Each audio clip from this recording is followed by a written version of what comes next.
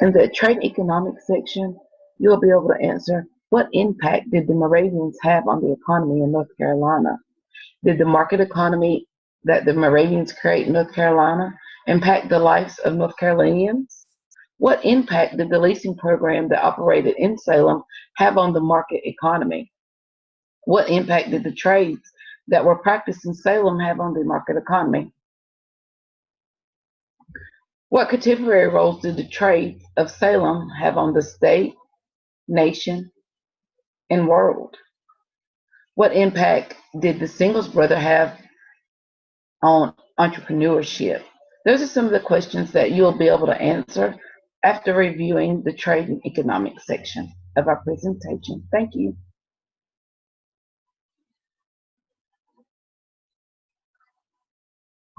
Within the civics and government, the students are gonna be able to explain the influence of colonial history of North Carolina, basically wrapped around the governments of our state, which would be mostly the North Carolina Constitution. They'll also, after interviewing people there, will be able to know what the values and religious beliefs influence the documents of our state and what role the leaders and citizens have in the government. And they'll also be able to compare North Carolina's government with local governments. So they'll be able to tell the difference between local and state governments, and they'll be able to answer the question, what type of government was the Moravian Church most similar to, local or state?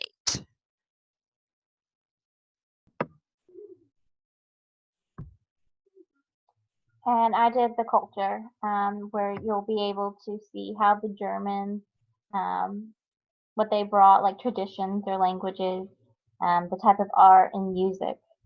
And then you'll have an activity called the letter search, where you look for the letter that is rarely seen in the cross-stitch pieces.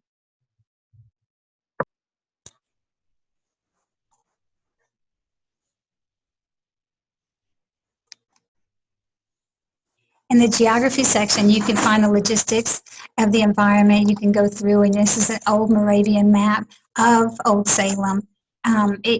You can get this map if you go to the visitor center. They have one available for you. There's a lot of different places throughout here that make this community important and integral. The graveyard over here is very I want to say a very important area, because the way they believed was that you had to be buried with your culture according to your church culture, not according to the people that you lived in a house with. There's a lot of other different aspects, but as you scroll down, you're going to see some more things, such as the Wachovia Trail and the tract, and you can see that this is a little map right here, and it tells some of the natural resources that were available that made it so important, and why settlers chose to choose this tract to travel on and to find a good central location. The Wachovia tract made Old Salem a central location for resources and business and society to start building.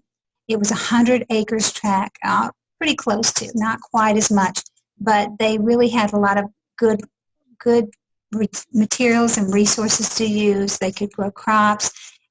There was many different types of trees, there clay.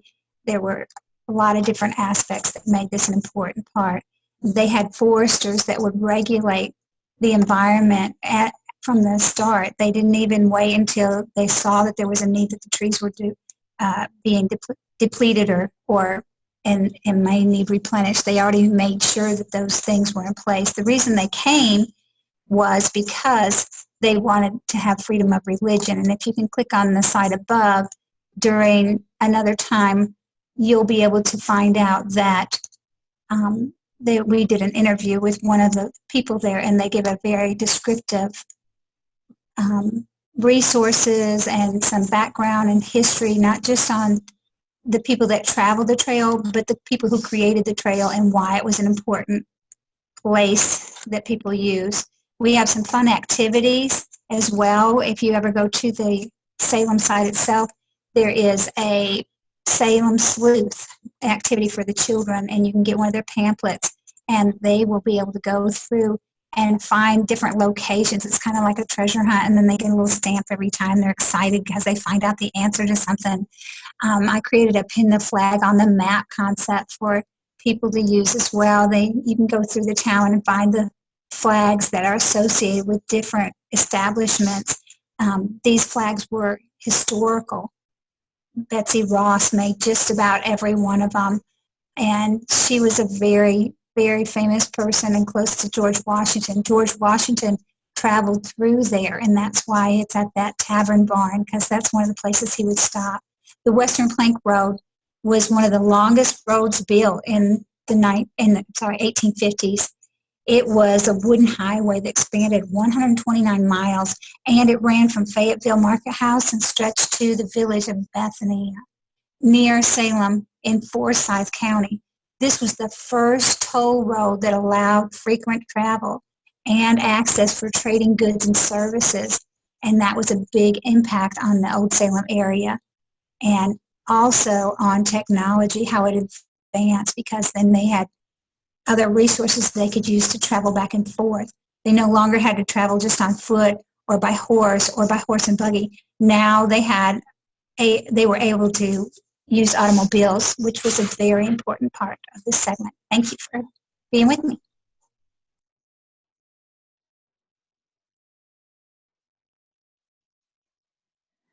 All right, this is the civics and government section of our website. In the beginning, when the Moravians moved from Pennsylvania to North Carolina, they were seeking freedom from their tyrannical government. They wanted a government that was local level rather than something large like the crown that they were originally oppressed under. So they established what they call a theocratic government system. A theocratic government system is based on biblical values rather than a set of laws created by one man. Those people that create the laws or the biblical values are called the brethren of the church. So the church had a huge set of rules for their people, much like the North Carolina Constitution, except the laws that the church had were not specifically for the individuals, but rather for the good of the community, whereas the North Carolina Constitution is more for the rights and individuals of the people. The church owned all the land in Salem, and so they did this that way they could lease the land to the individuals that wanted to come and live in Salem, and then these people would build their house on this land, and they owned their house, but they did not own their land. And the church did that kind of as a way to control who lives in their town, because if the people that were renting the land weren't compliant with the rules of the church or did not fit in society, then they couldn't renew their lease, and so then they had to leave Salem. So it's kind of, even though they own their house, they're still renting. The church also used any money that was paid to the church for community expenses, and they called that communal sharing. And the church, again, they're the ones that decided where that money, those taxes, went to.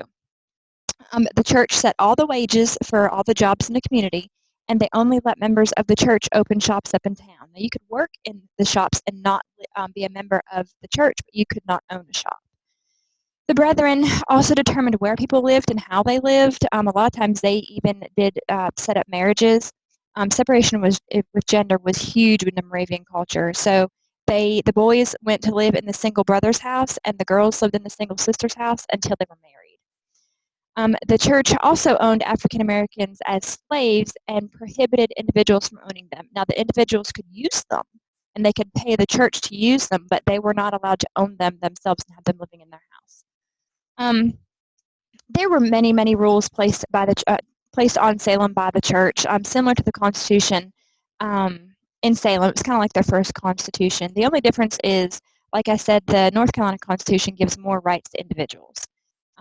In Salem, however, every person is considered equal, and like Susie was saying about God's acre, when you're buried, you're not buried with your mom or your dad or your husband. You're buried in right after the next person dies. So you're buried next to the person that died before you. And there's no headstones, there are headstones, but they're flat. They're equal. They're all level to the ground. The men don't get a larger one than the women. Babies don't get a smaller one. Everybody is considered equal. And they really did that to establish a comfort to these people that were very apprehensive, because when they came from the crown and they weren't equal. They had no rights.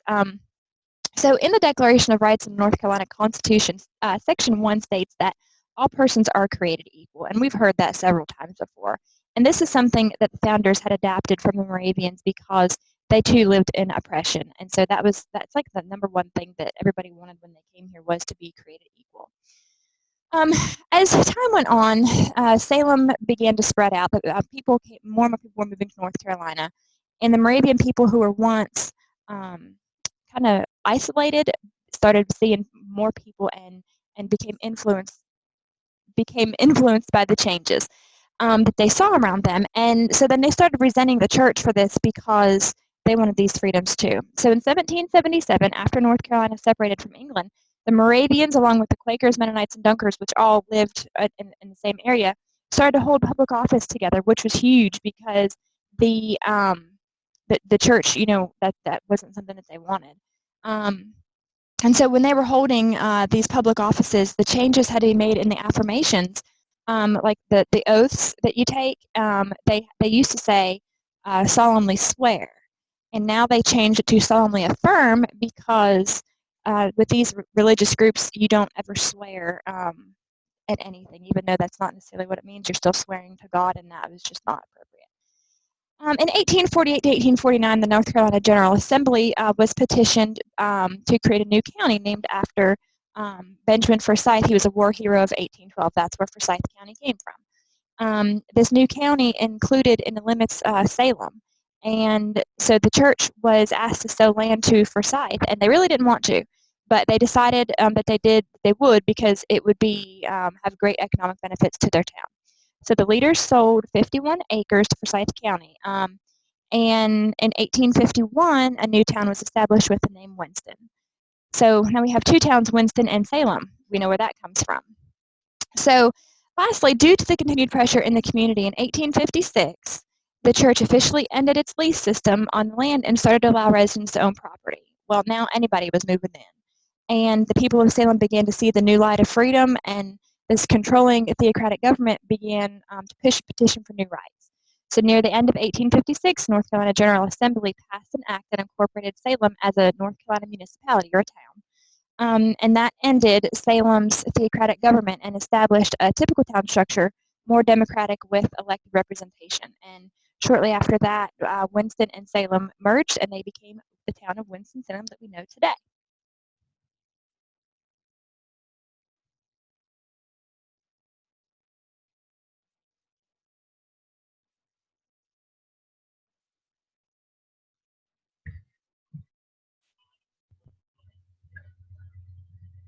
Salem was known as a trade town because of the town's production of essential goods like tools, ceramics, furniture, metals, and food.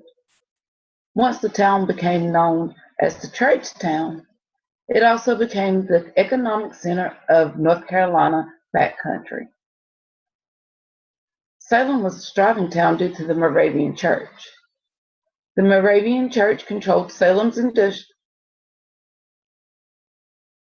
industrials through the lease system for almost 100 years. The Moravian Church willingly gave up its influence on the trade and production. The Moravian Church abolished the lease system in 1856, and then manufacturing, especially textile, was Salem's biggest source that affected its economy for the rest of the century. Today, they still have in Salem the Single Brothers Home, which you can go explore. In the 18th, 19th century, the Moravians lived by the choir system, where members with similar life experiences, such as age, gender, and marital status, worshiped together. Some of these groups even lived together. In Salem, the choir of unmarried men, the Singles Brother Choir, lived together in the building. Some of these brothers were master craftsmen, rented spaces in the buildings or the workshop behind to operate their trade. The trades that they did were gardening. They operated a bakery, as well as a brewery, a distiller, tannery, and slaughterhouse. Also today in Salem, you can see a working gunsmith shop and a shoemaking shop. Also, Old Salem still generates money for the town of Winston-Salem. In 2014, they generated $14.1 million.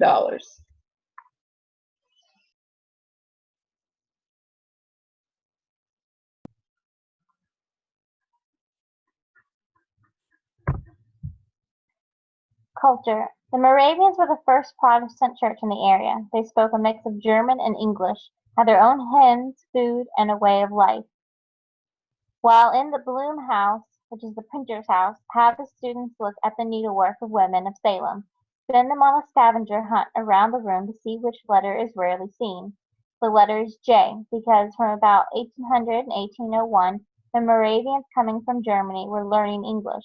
They did not recognize the letter J, said Sandra Chitty, a volunteer working in the Bloom House. Women were known by the color of the ribbon that they wore. Bright red for young girls, burgundy for teens, pink for single women, blue for married women, white for widows. Citizens sat with their choir by age and marriage status and were buried with them as well, instead of their family.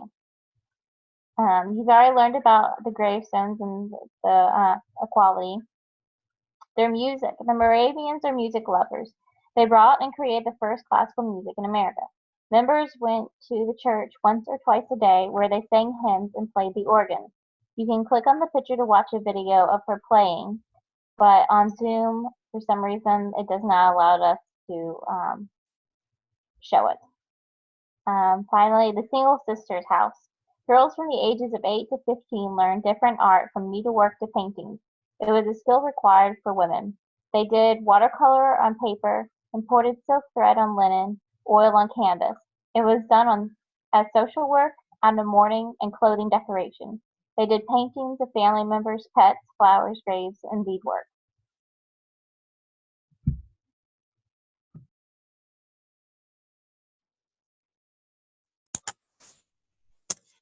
In the assessment area, we had different ways to assess our students' learning. Using the Old Salem presentation lists 3 clues that could be used in the scavenge hunt game with this website. So your students can find any 3 clues that they would like to give their friends, and you can put it all on the board and list them out, and then everybody can go through and they can find it in the website. They can also write a paragraph on their favorite topic and share it with others in the classroom. And it gives the child's perspective of what they learned and what they felt was important for their interest. There's a test for intelligence for civics and government of Old Salem, and you can copy and paste the link in that's down below, or you can type it in. And after you do that, there's a short questionnaire, and you can go through and really get some answers on that as well. And that is our presentation for today. Thank you.